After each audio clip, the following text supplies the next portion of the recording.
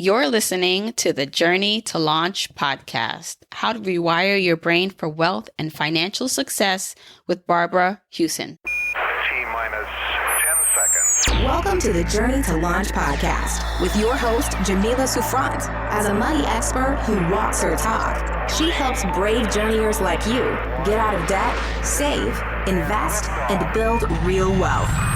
Join her on the journey to launch to financial freedom in 5, 4, 3, 2, 1. Hey, journeyers. Welcome to the Journey to Launch podcast. I hope that you are having a wonderful start. We're still in January, so start to the new year. It's still the start of 2021, depending on when you get to listen to this episode, if you're listening when it drops. But as always, I'm wishing you a very successful year, and to help you actually, not just wishing you to make it happen, but to actually help you, I have a really special guest on the podcast to help us all rewire our brain for wealth and financial success. Today's guest is Barbara Huson. Now, Barbara Huson was formerly known as Barbara Stanny, and she is the leading authority on women, wealth, and power. She's a best-selling author, financial therapist, teacher, and wealth coach. She has written previous books. Let me know if you heard of them. Some of the previous books that she's written: one, Overcoming Under-Earning, a 5-step plan to a richer life. Next book she's written, Prince Charming Isn't Coming, How Women Can Get Smart About Money. And her newest book is called Rewire for Wealth, 3 steps every woman can take to program her brain for financial success. I am really honored to have Barbara on this podcast because, as you'll hear in the interview, in the conversation, she has a deep background understanding how wealth works, how our mind works, bridging the, technical side of money with the psychological and mindset side of it, right? I always say, it's not that you don't know what to do. It's why aren't you doing it? And so Barbara really breaks down this in her work about how can we rewire our brains so that we can reach the stage of financial wealth and financial independence and freedom that we are all searching for. First, a word from today's sponsor. As we are in the beginning of a brand new year, it's the perfect time to get focused and committed to your financial goals. Not only is it great to reflect on your money wins and lessons learned from the previous year, but it's the perfect opportunity to set and commit to your financial goals for the year ahead. Take time to reevaluate your current financial tools, banking situation, and consider joining your local credit union if you're not already a member. For example, Digital Federal Credit Union, better known as DCU, is committed to providing their members with the financial products and services they need to help them achieve their financial goals. Not only does DCU offer free online education for their members on money topics, including saving, building credit, and budgeting, DCU also offers products that can help members establish or improve their credit. To learn more, check out dcu.org. And stick around to the end of the show for the DCU Money Tip of the Week, where I'll be sharing tips to help you save and manage your money so that you can reach your goals. If you want the episode show notes for this episode, go to journeytolaunch.com or click the description of wherever you're listening to this episode. In the show notes, you'll get the transcribed version of the conversation, the links that we mentioned, and so much more. Also, whether you are an OG journeyer or brand new to the podcast, I've created a free jumpstart guide to help you on your financial freedom journey. It includes the top episodes to listen to, stages to go through to reach financial freedom, resources, and so much more. You can go to journeytolaunch.com/jumpstart to get your guide right now. Okay, let's hop into the episode. Hey journeyers, welcome back. I am always getting inbound requests, which I guess comes with the territory now as having a podcast that people are listening to, and especially from authors, right, that are, putting out works of art, which, when it comes to personal finance, especially books around money, a lot of it can sometimes repeat itself, right? The way that the author writes or just the content. And so when I got the email from Barbara, who you'll hear, Barbara Stanny, former Barbara Stanny, but now Barbara Huson, her team reached out about coming on about her new book that she has out. And it's not just your book, Barbara, like the new one that you had out. You have such an incredible, history of writing really impactful books in personal finance. I was excited to finally have you on the show and to have you actually share your insight on everything. I can't even really pinpoint yet a subject, but I want to talk about obviously your new book and then your previous work. But I just want to welcome you to the podcast. Welcome to the podcast, Barbara. Thank you. Thank you for having me. I really appreciate it. I actually started to read your book. I didn't finish it, your new book, and I was really impressed by how you merged all the things that I actually find, whether it's the real personal finance, like the metrics and the numbers, but also like the emotional and psychological and the neuroscience of it, which is what you did with this latest book. And so I want you to talk through, because I love there's a point in your book where you said you lost the passion with your work at some point. And then you opened an article and was reading about neuroscience. And you were like, that's it. That's the missing link onto why people are not sticking or having the results they want with their finances. So I want you to talk me through what led you to your newest work of art with your book and how you knew that this piece of neuroscience was what was going to be your next passion in helping people. So I've been working with women and coaching them financially for 25 years. And can I just give you a little background? Because honestly, of course, every book I write is what I want to learn. Every book. Because I grew up not knowing squat about money. I grew up wealthy. I grew up very wealthy. My father was the R of H in our block. And the only advice he ever gave me about money was don't worry. And so I didn't. I thought that was great advice.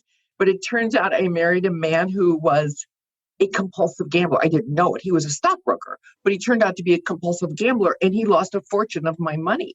And I'm not stupid. I have a graduate degree, but I continued to let him manage the money because that's how terrified I was by anything financial. And finally, after our divorce, I decided I did not want to deal with money. Well, I have this theory, if you don't deal with money, your money will deal with you. And I got tax bills for over $1 million. I did not have over $1 million. It was for back taxes my ex didn't pay, for illegal deals he got us in. He left the country. My father wouldn't lend me the money. And that's when I knew I had to get smart because I had 3 little ones and I did not want to raise them on the street. And I couldn't figure money out. I couldn't figure it out. My eyes would glaze over, my brain would fog up. And I was working as a journalist and for the San Francisco Business Times. And I got hired for a freelance project to interview women that were smart with money. And those interviews changed my life. And I not only got smart about money, but I wrote my first book, Prince Charming Isn't Coming, How Women Get Smart About Money. And then I'm now on my 8th book. But for me, it's always been a struggle to make money, to figure out money, to make money. And always I write my books because I want to know. And my latest book, which is called Rewire for Wealth. So I've been helping women, empower women financially for, like I said, over 20 years. And about 6 years ago, and I love what I do. I love what I do. It's like what I was born to do. It's my God-given destiny. But about 6-7 years ago, I started losing interest. And it's like, I lost interest. It was like something's missing. I don't know if it was something missing in my life that I shouldn't be working anymore, but something was missing. And so I think it's very important that we get these signs, these internal signs, to pay attention. I could have powered through, but I didn't. I stepped back and I prayed and I said, if something's missing, show me. So I was just, I was on my email. I was looking in my inbox. The article about neuroscience showed up. And I knew nothing about neuroscience. But as I read that article, it's like something in me just went ding, ding, ding, ding, like a slot machine. You won the prize. Ding, ding, ding, ding. And suddenly I thought, this is the missing piece. And if I could integrate neuroscience, the study of the brain, with the other components I've long been working with, which is psychology, the study of the mind, spirituality, particularly mind training, as taught by numerous spiritual approaches, and personal finance, I thought I had something there. And so I started practicing on my clients. I started giving retreats.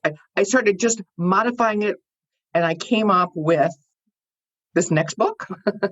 Yeah. And I'm actually glad you walked through the history of just you writing things that you needed at the moment. And in your book, I love that you gave a reference. So when you talked about earning money, and you said that someone said you were under earning. And so one of your books that actually people recommend or talk about a lot is Overcoming an Under Earning. And that wasn't the book where you said you were interviewing the six-figure women, was it? Or was it? What happened is after I wrote Prince Charming Isn't Coming, I got very savvy about money. I understood how to manage it, but I didn't know how to make it.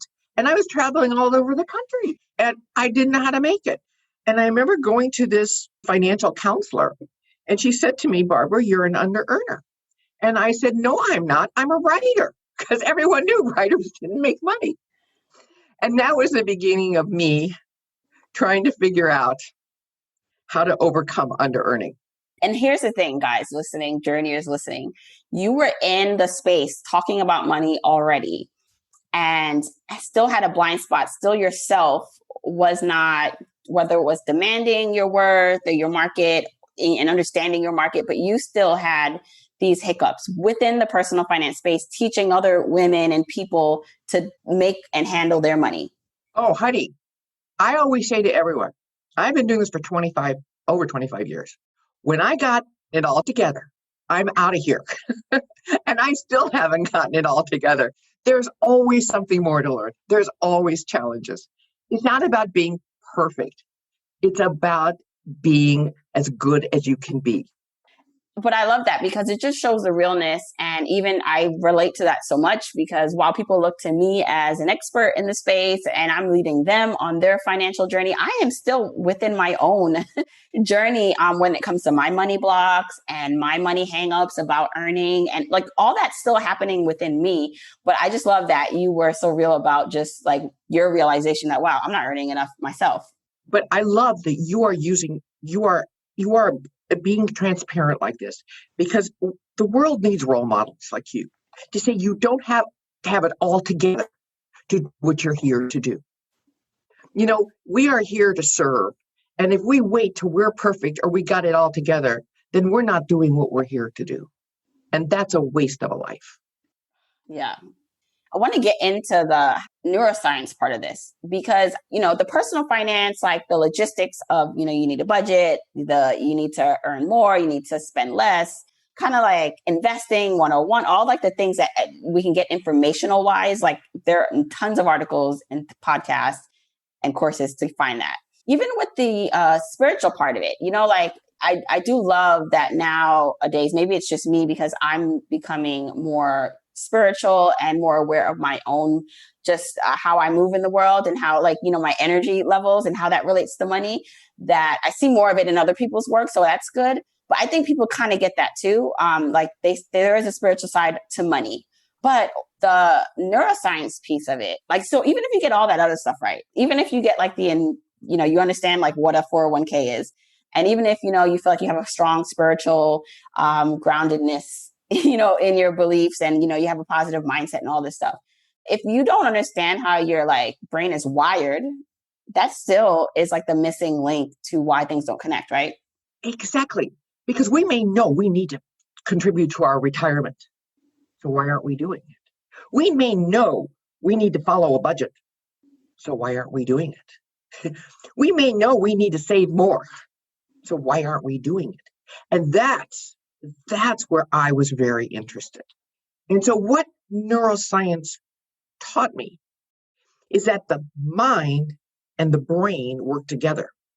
The brain is a physical organ in our skull, and it works on electrical, chemical impulses. And the brain controls all our behavior. Inhaling, exhaling, saving, spending, it is all controlled by our brain. The mind is not an organ. The mind is a non-physical entity that is the source of our thoughts and feelings. And the two work in tandem. What flows through the mind changes the brain. What flows through the mind reinforces what's in the brain.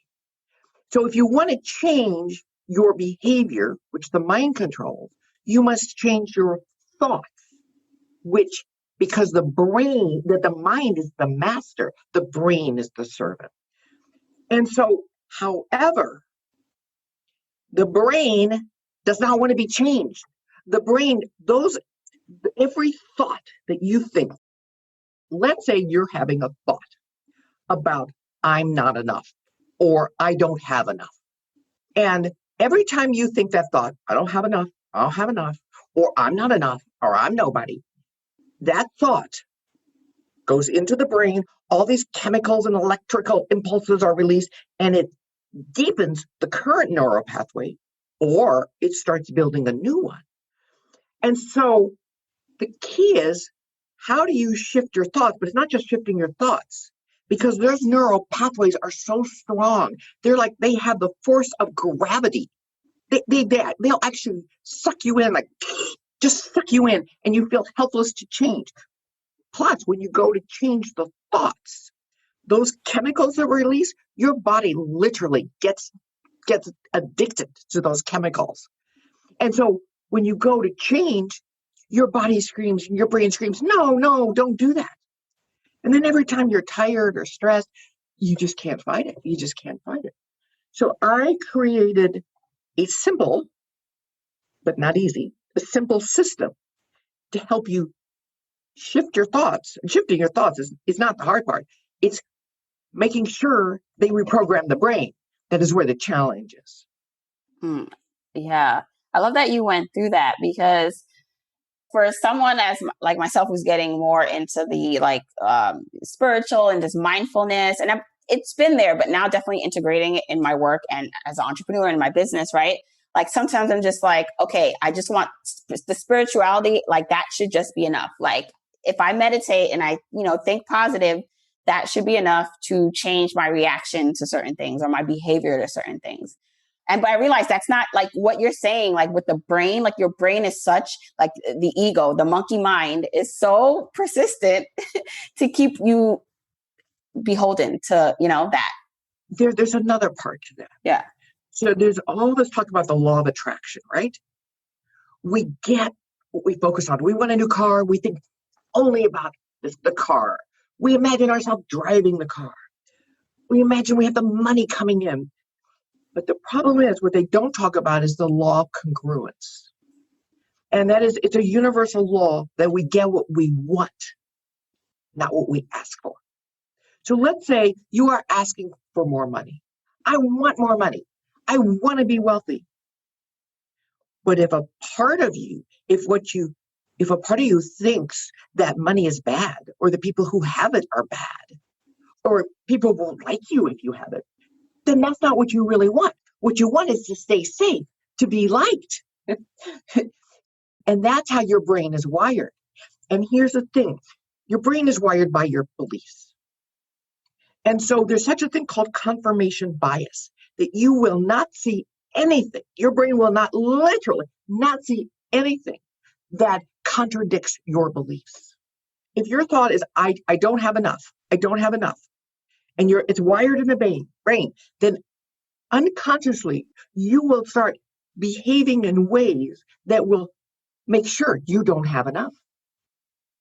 And this can be very frustrating, right? Willpower alone will never do it. It will never do it. And we make ourselves crazy, and then we feel bad, and then we feel terrible, which only gets embedded in our brain that we're awful and we're lazy and we're losers and all of that. Yeah.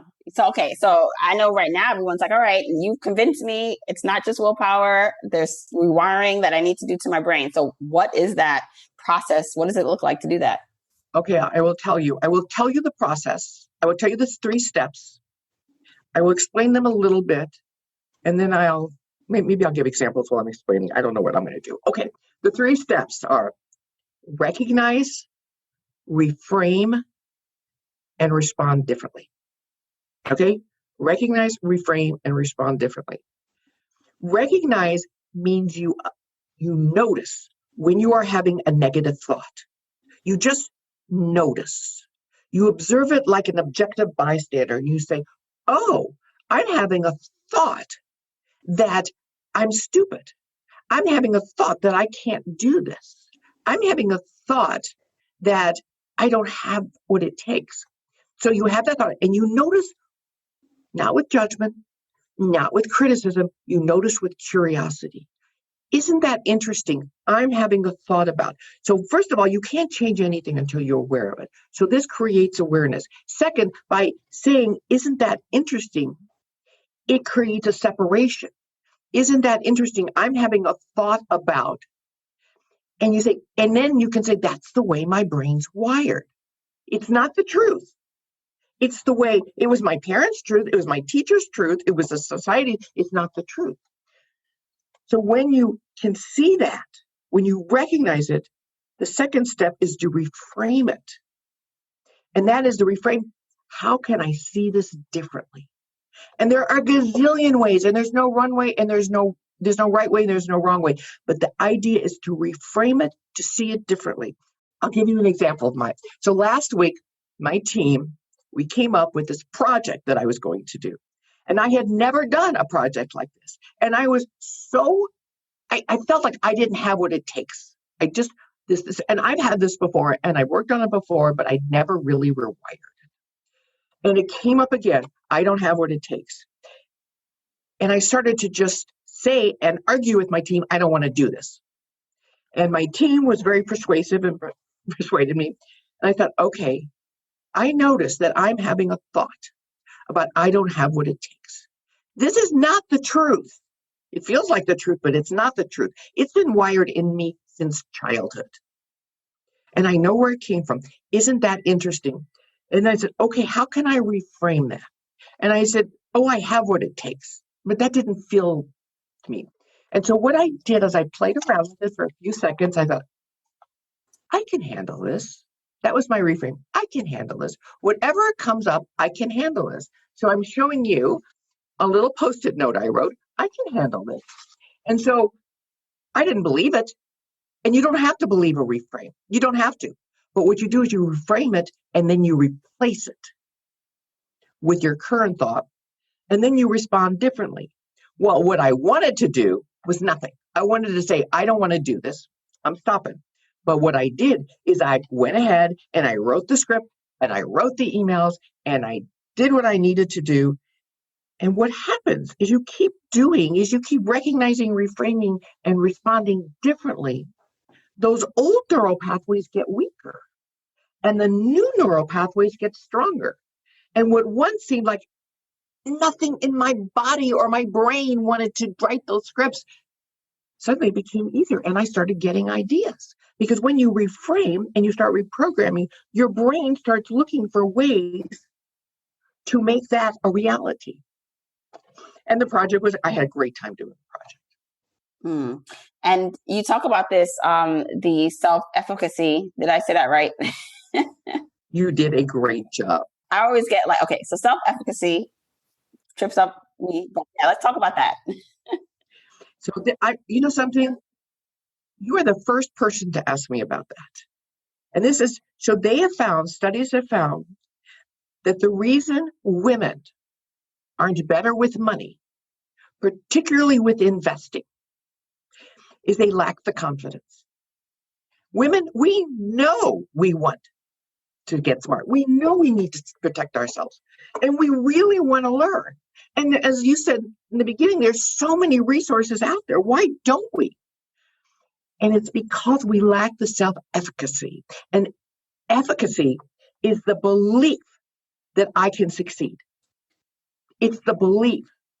It's not just the knowledge. Because when I wrote my first book, Prince Charming Isn't Coming, I can't tell you how many financial professionals, mortgage brokers, stockbrokers, bankers came up to me and said, this is what I do for a living, but my own finances are a mess. I see it and hear it all the time.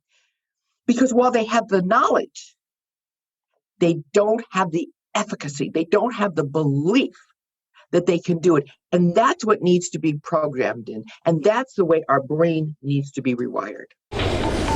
Now, a quick word from today's sponsor of the podcast, Athena Club. Now, you know I'm all about saving money without sacrificing quality. Listen, we deserve better than having to choose between either cheap disposable razors or overpriced brands. In trying to save money and cut costs, I've made the mistake of buying those cheap disposable razors that caused razor burns or cuts, and honestly, they were just poorly designed, so not the vibe. Thankfully, I found the Athena Club razor. The Athena Club razor is expertly designed with the sharpest patented blades on the market. These one-of-a-kind blades are enhanced with a revolutionary water-activated serum that has shea butter and hyaluronic acid for a skin-soothing shave with maximum hydration. In fact, the Athena Club razor is the only razor designed with hyaluronic acid. The best part is the razor kit. It's only $9, which includes 2 5-blade razor heads, your choice of razor handle color, and a magnetic holder for easy storage. So now I can get new blades shipped regularly and never run out. And I gotta admit, I'm pretty busy, so to get clean blades at a time frame when I need them is clutch, because otherwise I forget to order and it'll just be yuck blades all around. And it doesn't stop with their incredible razors with Athena Club. They carry all these self-care essentials you need, from period care to body care and even a probiotic and multivitamin. And every product is vegan and cruelty-free. Stop using razors that underdeliver and switch to Athena Club. Sign up today and you'll get 20% off your first order. Just go to athenaclub.com and use the promo code JOURNEY. That's ATHENACLUB.com with promo code JOURNEY for 20% off. You know, I want to hop in there because I think if there's one thing that I could teach my children or pass down, because I do believe I have this, and even if there are things I don't think I can do well, like I'm just like, it's going to work. It's going to work. I'm going to figure it out. Right. Like that's just my like natural. It's not natural. Part of it's natural, but part of it I work on. Right. But this is the thing that if I could tell anyone, it's not about like being good at math. It's not about, you know, being super disciplined or having a natural ability about any of this stuff that we're talking about. Like if there's one thing I can like just beam to everyone right now is this quality, because with this, like, it doesn't even matter. Like you'll succeed at anything. And if it's not that first thing that you're looking to do, the next thing, you're like, it's really just like this idea that like, there's no way you can fail. Even when you fail, it's a launching pad to something else. And I think that this is a thing that really, I don't know, it's just a powerful thing that I wish more people understood. And if they don't feel that way about themselves, could start to figure out how to do that. So how could one do this now if they feel like they don't have this kind of belief in themselves? That's where the rewiring comes. That's where the rewiring comes. It comes from, you don't have to believe anything. I can tell myself, I can handle this. And I promise you, I did not believe it. But what's great is our brain is very malleable. They call it plastic. And it's always changing, always changing. And so if you tell yourself something often enough, but not just tell yourself, act on it. And if you fall down, you get back up and you keep going. Eventually, the disbelief in your brain will weaken. And the belief, those neural pathways, those neuronal circles will get stronger. Because as Henry Ford once said, believe you can, believe you can't, either way you'll be right. So it is up to us to strengthen the neural pathways that have us believing we can do it. Yeah. And, you know, oftentimes you said this in the book, like our ego has a lot to do with what prevents us from going. I just want to read like this excerpt because I thought it was really good. So it says, the ego urges you to hide and craves the comfort of the familiar. The soul pushes you to shine, favoring the uncertainty of the unknown where all success lies. The ego makes excuses. The soul takes action. The ego focuses on your flaws, constantly comparing yourself to others, insisting you're either better than or less than. The soul is filled with compassion for self and others, reminds you of your gifts. Here's what you need to firmly keep in mind. The ego always speaks first and loudest. So I thought that this, again, goes back into why, you know, if you're listening to this and you're picking up patterns on why maybe certain things are not working, you tried before and things are not working, that picking up on what's that voice that you're listening to, the one that's speaking loudest usually, which is the ego, right? So can I elaborate a little bit on that? Yeah. It was fun hearing you read my words back to me. That was very fun, I have to tell you. When you write your next book, you will understand what I'm talking about. Well, my first book, I haven't written my first one yet. I know you haven't, but that's your next book. Okay, wow. I have a feeling you're going to write a book. I don't know why. Okay, anyway, that's another thing. So we all have two voices in our head, as you said. One is the ego and one is the soul. The ego is not bad. The ego's sole purpose is to protect you. And it learned how to protect you when you were a child. What you learned as a child how to survive. And survival for a child means getting love, attention, and approval. So you learned very on, and your ego learned very on, how to get love, attention, and approval. But what helped us survive as a child will suffocate us as an adult. So I learned very early. My mother told me very early when I was 3 years old, it's my earliest memory, and I asked her how much money she had, and she looked at me, and it was like, I got the message, you do not talk about money. You do not. So my ego, when I was going through, my husband was losing all my money, and I was in psychoanalysis 3 times a week.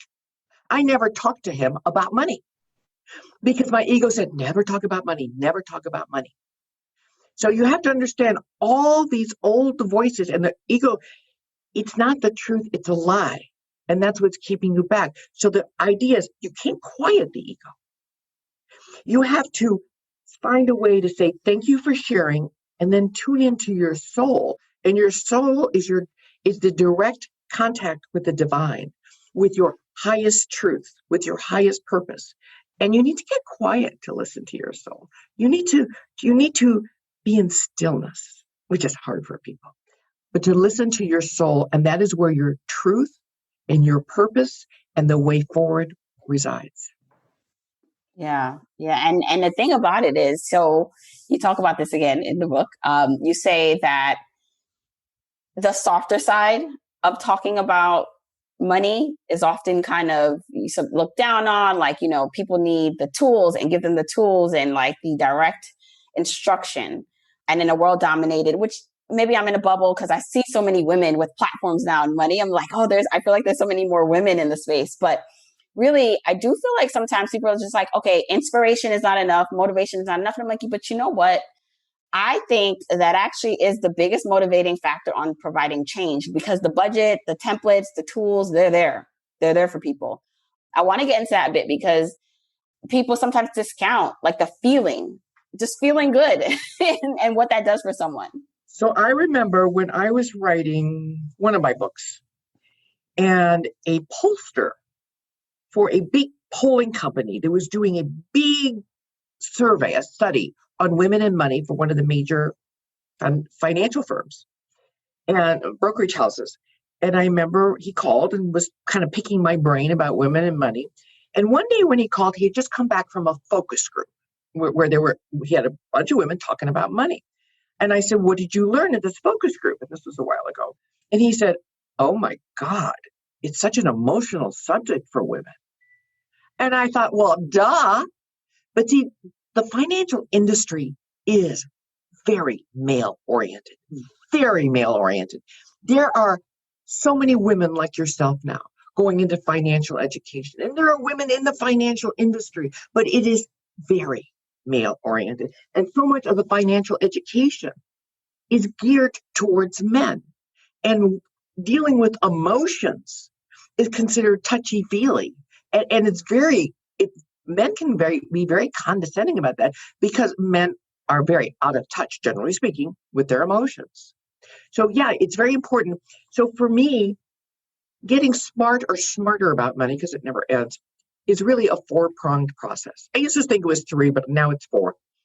And that is what I call the outer work of wealth, the inner work of wealth, the higher work of wealth, and the deeper work of wealth.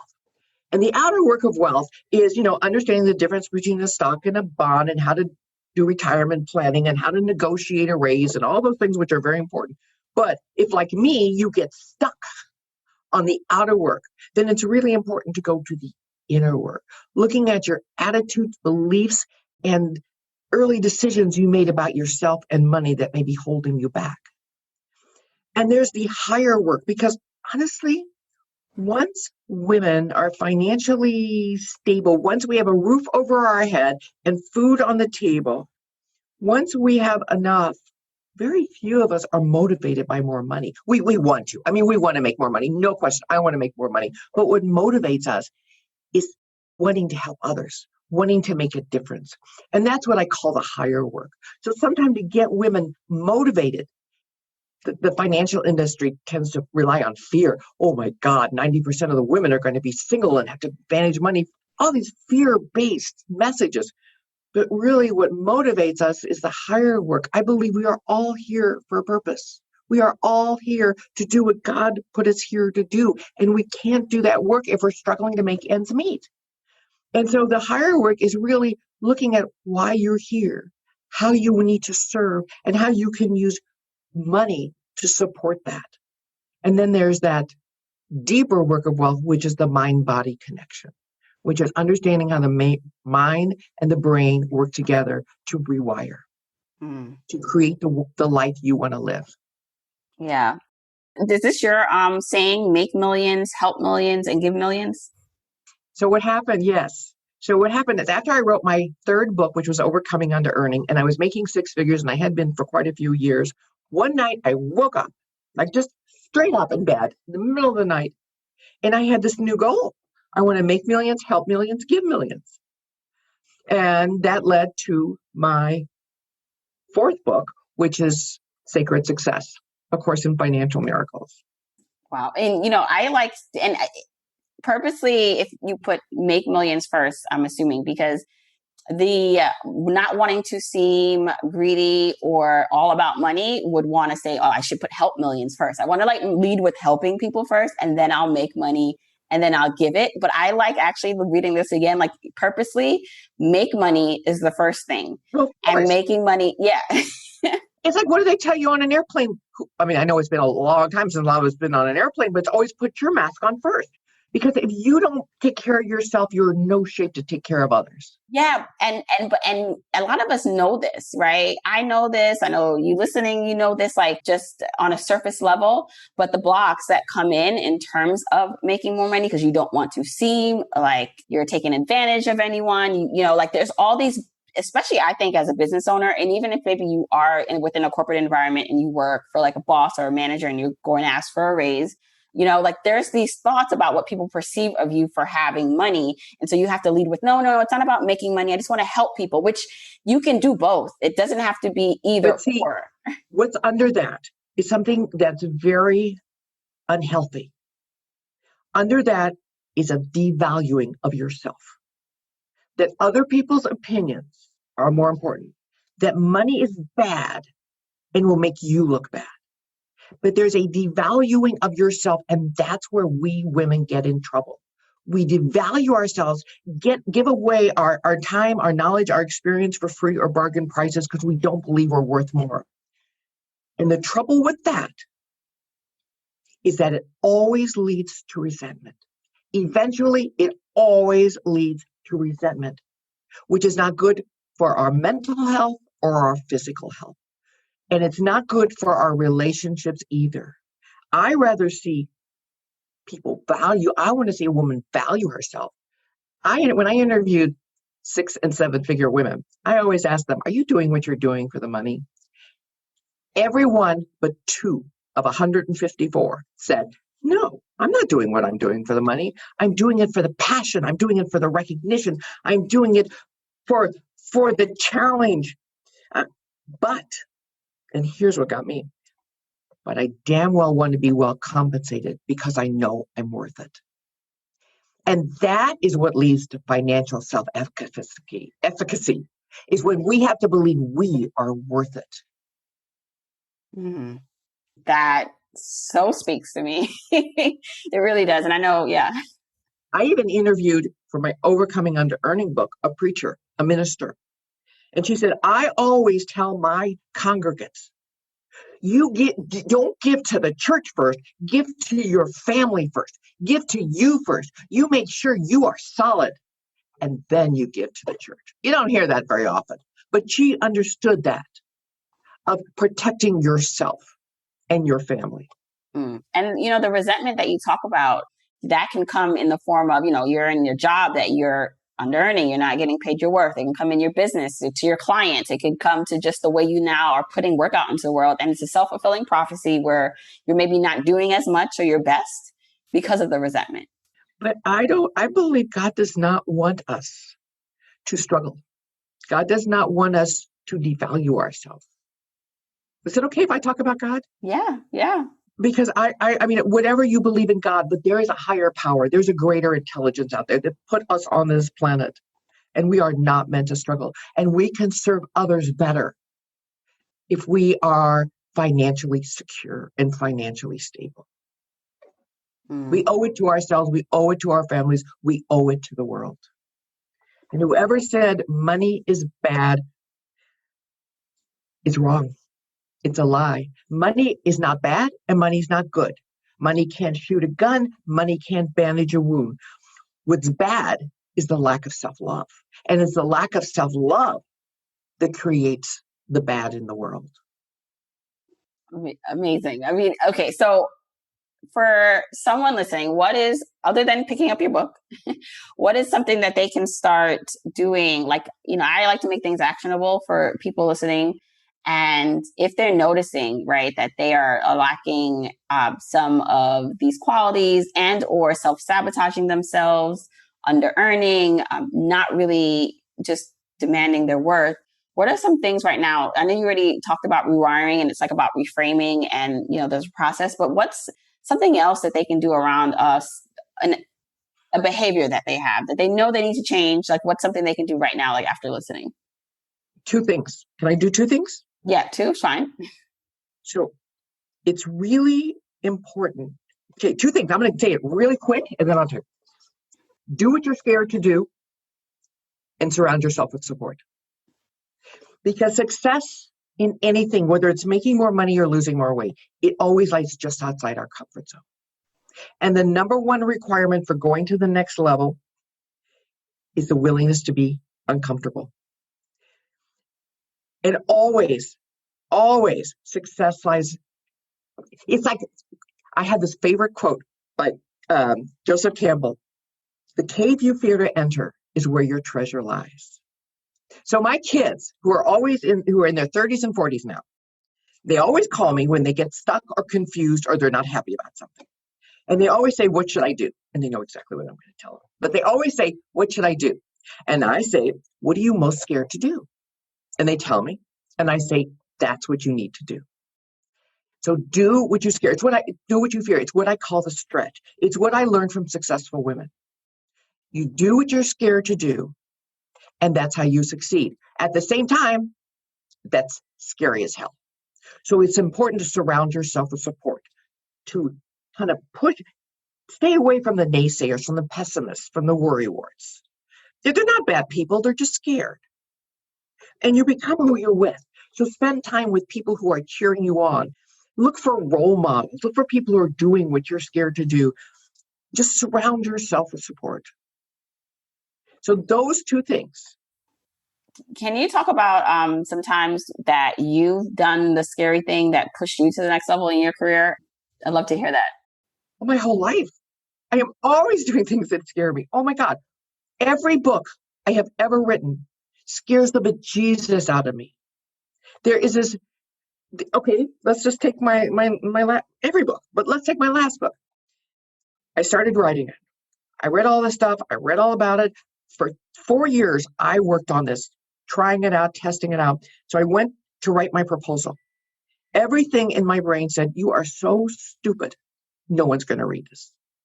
My father always used to tell me, that's your stupid opinion.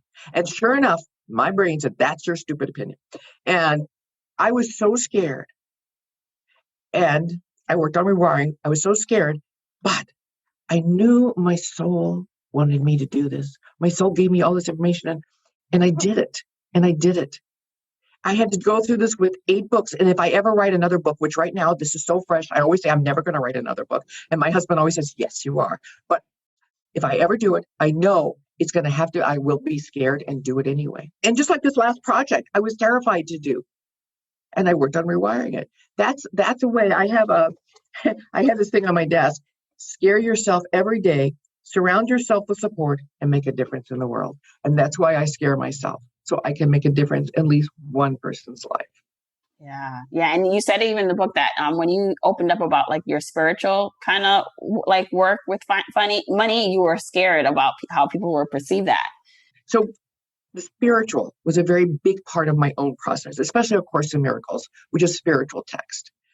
It was a huge part. And I never told anybody. I never wrote about it. I never talked about it. And finally, after I had this epiphany that I wanted to make millions, help millions, and give millions, and I decided I'm going to write about how spirituality, along with practical finance, along with the psychology, really aided me in becoming financially savvy. And scared to death. I'm always scared. Jamila, I'm always scared. I love, and I know I'm getting so much benefit from this because there are some things, same like you, where, there are certain things that I probably, while I do share a lot, and I'm open, there are some things where I'm just like, oh, I don't know, if I can want to share this just yet. And do I know how to communicate this in a way that makes sense, that not that I need to defend, but if someone says, wait a second, why do you think that's like going to be helpful? Or, there's just, I know for me, there's some unlayering of, despite where I am now, if I shared even more of these things, and something like crazy, but it's just like, just my day to day, how I process things would even be more impactful. But it's also like, okay, but you have to be like willing to like put it out there and not be so afraid of any thoughts or opinions of other people. Oh, no. That second part, no. You can be afraid. There's no such thing as fearless, at least for women in the world of work and building our business. You can be afraid. I'm always afraid. I really am. I'm always afraid how people think, but I have a higher power and I have a higher purpose, and that is that I want to serve. And I don't know, you got to just take baby steps. Look, it took me how many years of writing how many books till I said people, the spiritual part was a very big part. You do what you can. Yeah. Yeah. I love this. Okay. So Barbara, please tell everyone where they can pick up your latest book, find out more about your work, and just follow you. So my website's a really good place to start. It's Barbara-Hewson, Barbara-Hewson. I always say hyphen because it's, the alliteration. Barbara-Hewson, but there's a dash because people don't know a hyphen. Barbara-Hewson.com. And there's just a lot of information on there. And I also, and my book is now for pre-sale everywhere. Amazon, Barnes & Noble, everywhere. You can get it for pre-sale, and it goes on sale, I think, the beginning of January. And the book again, say the title one more time. Rewire for Wealth. 3 steps any woman can take to program her brain for financial success. Yes. And I will link all that where people can get it, follow up with you in the episode show notes. But this was an amazing conversation. I hope that this really was impactful for others as it was for me. Thank you so much. Okay, I hope you enjoyed that episode with Barbara Huson and you got some really, really good takeaways. My goal for this podcast is not only to inspire you, and I get tons of messages. I love when I get these messages of people just listening to the podcast, that how you've been able to apply what you learn, right? So I want you to be inspired. I want you to have that fuel in you as you listen. This is part of it, but I want you to take action, whether that is, looking into the guest. Let's say a guest resonated with you and their book resonated with you. Go ahead. Do not delay. Go buy that book. There's a course or a program or something that you can get right now that's going to take you to the next level. Take some action. There is a, article that you need to read. There's a budget you need to make. Take that action. Take the action. Don't let the momentum just slip away and, you put it off to another day. So I'm hoping you got a lot of action steps from this interview with Barbara Huson. I really, really enjoyed what she had to say, and am super honored that she was on the podcast. And just, as a quick aside, I wanted to just share this little story. Before the episode, before we taped the episode, I always chat with guests before I press record. And one thing is that, that stood out for me with Barbara is that she actually listened to the podcast.